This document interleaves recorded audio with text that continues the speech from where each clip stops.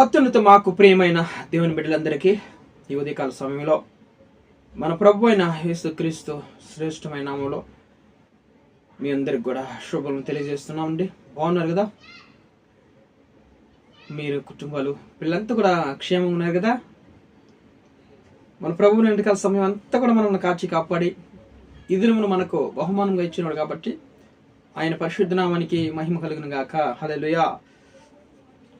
ఉదయకాల సమయంలో మనం వాగ్దానం కోసం ఎదురు చూస్తున్నాం కదా. కీర్తనల గ్రంథంలో నుంచి 1వ అధ్యాయము 5వ వచనం. కీర్తనల గ్రంథము 1వ అధ్యాయము 5వ వచనం. కాబట్టి న్యాయ విమర్శలో దుష్టులను, నీతిమంతుల సభలో పాపులను నిలవరు. Praise the lord. దేవుని నామనికి మహిమ కలుగును గాక. ఉదయకాల సమయంలో చక్కటి వాగ్దానం దేవుడు మనకి. చూడండి, న్యాయ విమర్శలో దుష్టులు, నీతిమంతుల సభలో పాపులు నిలవలేరంట. నీతిమంతులు నివసించేటువంటి ఆ యొక్క సభలో పాపులు నిలవలేరు. దేవుని యొక్క సన్నిధానంలో చూడండి, నీతిమంతుల సభ ఉంటుందన్నమాట. కోటాది కోట్ల దేవదూతలు, 24 పెద్దలు, 4 జీవులు, ఇవన్నీ కూడా దేవుడిని పరిశుద్ధులు పరిశుద్ధుడు పరిశుద్ధులని నిత్యం గానా ప్రతిగానంతో దేవుని స్తుతిస్తూ ఉంటారు. ఈ పాపులు అలాంటి స్థలములలో, అలాంటి సభలో చూడండి, నీతిమంతుల యొక్క సభలో పాపులు నిలవలేరంట. అందుకని మనం ఈ భూలోకంలో సిద్ధపడాలి. భూలోకంలో మనము సిద్ధపడాలన్నమాట. అక్కడ నీతిమంతుల సభలో మనం చేరాలంటే, దేవుణ్ణి స్తుతించి ఆరాధించాలంటే ఈ భూలోకంలో మనము సిద్ధపడాలి. పాపాన్ని యేసు రక్తంలో కడుక్కోవాలి. యేసుక్రీస్తు రక్తము ప్రతి ఒక్క పాపిని శుద్ధీకరించి పరలోకం చేరుస్తుందని చెప్తుంది దేవుని లేఖనాలు కదా. కాబట్టి మన పాపాలు, అతిక్రమాలు, సమస్త కీడుని మనము యేసు రక్తంలో మనము కడుక్కొని నీతిమంతుల సభలో నిలవడానికి మనము సిద్ధపడాలన్నమాట. దేవుడు రాకడ సమయంలో. దేవుని నామమునకు మహిమ కలుగును గాక. కాబట్టి సాధు సుందర్ సింగ్ అనేటువంటి గొప్ప దైవజనుడు ఒక దర్శనం చూశాడంట. ఒక దర్శనంలో ఈ సాధు సుందర్ సింగ్ అని ఒక అవిశ్వాసి వచ్చి, పేరుకు మాత్రం క్రైస్తవుడు కానీ ఆయన అవిశ్వాసి. దేవుడు అంటే అంత పెద్దగా విశ్వాసం లేదు. కాబట్టి అతను ఒక దినము సాధు సుందర్ సింగ్ దగ్గరకు వచ్చి ఇదంతా కూడా దర్శనం చూస్తున్నాడు అనమాట. ఎవరో సాధు సుందర్ సింగ్. దేవుడు ప్రేమ కలిగిన దేవుడు కదా, ఆయన ఎవరో మీద కోప్పడే దేవుడు కాదు, మంచి దేవుడు, ఆయన ప్రేమ కలిగిన దేవుడు కదా. అయితే పరలోకము ఉంది కరెక్ట్, అయితే నరకం ఎందుకు పెట్టాడు దేవుడు? నరకం ఎందుకు ఆయన ఏర్పాటు చేశాడు అని అడిగినాడు అనమాట సాధు సుందర్ సింగ్ని. అందుకు సాధు సింగ్ ఏం చెప్తున్నాడంటే, ఆ యొక్క నరకం అనేది మనుషులకు కాదు కానీ సాతానికి, సాతాన్ యొక్క వాడి జతలో ఉండేటి వాళ్ళందరికీ కూడా అది వాడికి నరకం అని దేవుడు అక్కడ పెట్టి ఉన్నాడు. అది మనుషులకు కాదు, సాతానికి, సాతాన్ యొక్క దూతలకి ఆ నరకం దేవుడు ఏర్పాటు చేసి ఉన్నాడు అని చెప్పినాడు అనమాట. చెప్పిన తర్వాత కొన్ని రోజుల తర్వాత ఈ యొక్క అవిశ్వాసి మరణించినాడు. మరణించిన వెంటనే చూడండి, అతడు నరకానికి వెళ్ళిపోయినాడు. నరకానికి వెళ్ళిపోతుండగానే నరకంలో అగ్నిలో కాలుతూ ఉంటే, దేవుడు ప్రేమ కలిగిన దేవుడు కాదు, దేవుడు మంచోడు కాదు, అతనికి ప్రేమ లేదు, ఊరికినే మరి ఆ భూలోకంలో సేవకులందరూ మరి ఊరికినే చెప్తూ ఉంటారని అరుస్తూ ఉన్నాడంట. అక్కడ తట్టుకోలేక నిజంగా అక్కడి నుంచి దేవదూతలు పట్టుకొని ఇసిరేసినప్పుడు అగ్నిగుండంలో తట్టుకోలేక, దేవుడు ప్రేమ కలిగిన దేవుడు కాదు, ఆయన నిజంగా అతనికి ప్రేమ లేదు కొంచెం కూడా మనుషుల పైన, మరి ఆయన నిజమైన దేవుడు కాదు, ప్రేమ లేదు అంటూ అరుస్తూ ఉండాలకి చూడండి, అరుపులన్నీ కూడా దేవుడు ప్రతి ఒక్కటి కూడా వింటాడంట. ఆయన అగ్నిగుండంలో కాలుతున్న వాళ్ళందరూ కూడా ఏం అరుస్తున్నారో, ఏం ఏడుస్తున్నారో అన్నీ కూడా పరలోకం నుంచి దేవుడు క్లియర్గా వింటాడంట. సరే, ఆ అరుపు మరి దేవుడు ప్రేమ కలిగిన దేవుడు కాదు, ఆయన ప్రేమ లేదు అతనికి, దేవుడు మంచోడు కాదంట అరుస్తున్నప్పుడు, సరే దేవదూతల్ని ఇతను పంపించి వాడిని తీసుకొని పైకి రండి అన్నాడంట దేవుడు. అతన్ని తీసుకొని పైకి తీసుకురండి అన్నప్పుడు ఆ దేవదూతలు అతన్ని తీసుకొని పైకి వెళ్తుంటుండగా, చూసావా నా దెబ్బకు దేవుడు కూడా నన్ను నరుపులకి దేవుడు పరలోకానికి తీసుకెళ్తున్నాడు అంటున్నాడంట. ఆయన అంటూ ఎటకారంగా మాట్లాడుతున్నాడంట. అంటూ నవ్వుతూ ఎటకారంగా మాట్లాడతారు కదా, అలాగా ఎటకారంగా మాట్లాడుతున్నాడు. చూసా నా అరుపులకి, ఆ కేకలకి దేవుడు కూడా భయపడిపోయినాడు, నన్ను పైకి తీసుకురమ్మన్నాడు అంట. అన్నప్పుడు అతడు ఇంకా ఒక 4-5 అడుగులు వేస్తే ఆ యొక్క దేవదూతలు ఉన్నటువంటి ఆ యొక్క సభలోనికి వెళ్తాడు.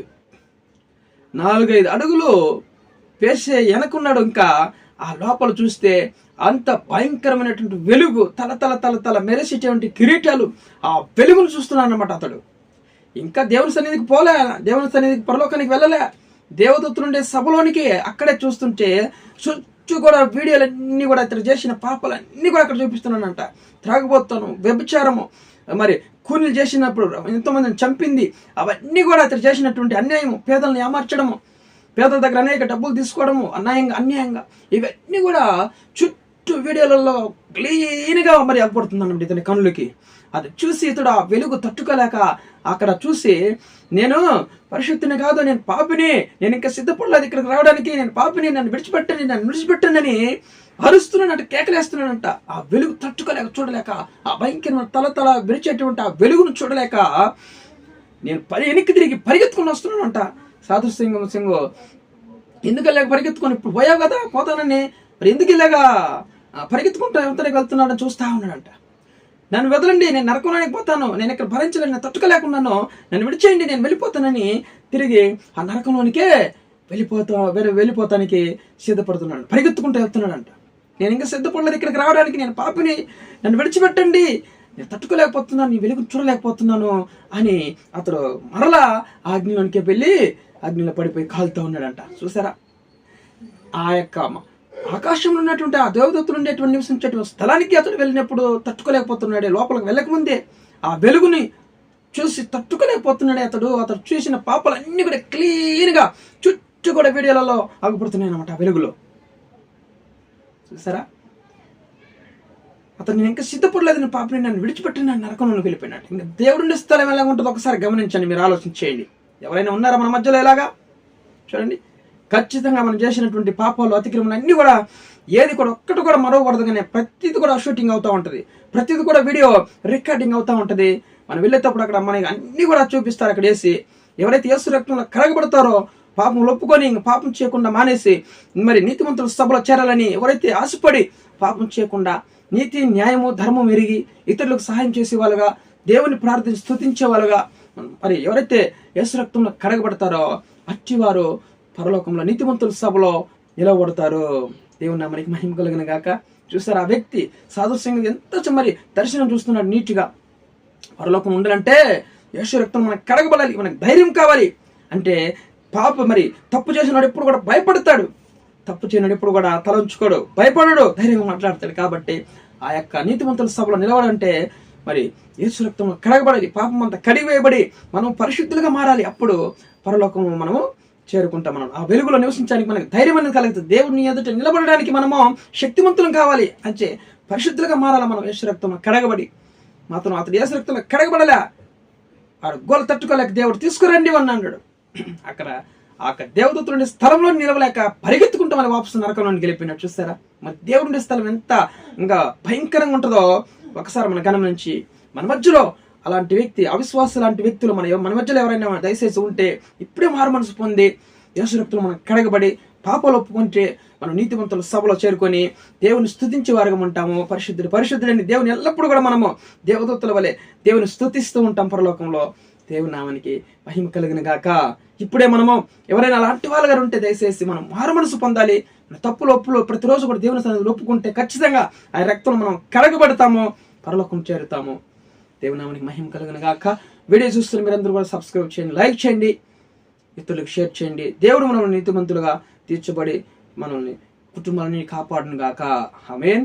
ప్రార్థన చేసుకుందాం. ప్రేమ కలిగినటువంటి తండ్రి, ఉదయకాల సమయంలో మరి దుష్టులను మరి నీతిమంతుల సభలో పాపులను నిలవనేరడు అని వాగ్దానం చేసిన దేవుడు తండ్రి, నిజంగా అవిశ్వాసి ప్రభా మరి నీతిమంతుల సభలో నిలవలేక పరిగెత్తుకుంటున్న ఆయన ప్రభు మరలా అగ్నిగుండంలోనికి నేను పోతానని, పాపిని, నేను ఇంక సిద్ధపడలేదని ఎప్పుడైతే తప్పులు ఒప్పుకొని అగ్నిగుండంలో మరలా రిటర్న్ వెళ్ళిపోయినాడు ప్రభు. నిజంగా తండ్రి నాయన, పాపులు నిలవలేరు ప్రభు మీ సన్నిధిలో, దుర్మార్గులు నిలవలేరు ప్రభు, వ్యభిచారులు నిలవలేరు ప్రభు. ఎవరైతే తప్పులు ఒప్పుకొని నాయన మీ రక్తంలో కడగబడి పాప రక్షణ పొందుకుంటారో వాళ్ళు నాయన నీతిమంతుల సభలో అయా వాళ్ళు చేర్చబడతారని లేఖనం చెల్లిస్తున్నాయి ప్రభు. ప్రతి ఒక్కరు కూడా మారు మనసు పొందాలని ప్రార్థన చేస్తూ, అయా ఎవరైనా అలాంటి వారు అవిశ్వాసం ఉంటే ఇప్పుడే మారు మనసు పొందాలని ప్రార్థిస్తున్నాం ప్రభు. వాళ్ళందరూ కూడా మార్చిన ఆయన సహాయం తెచ్చామని మీ నామని ఘనత తెచ్చుకోమని ప్రార్థిస్తూ నజరేయుడు సజీవుడైన యేసు క్రీస్తు జీవం కలిగిన నామములో ఈ ప్రార్థన అడిగి వేడుకొని పొందిన్నాం పరలోకపు తండ్రి. ఆమేన్.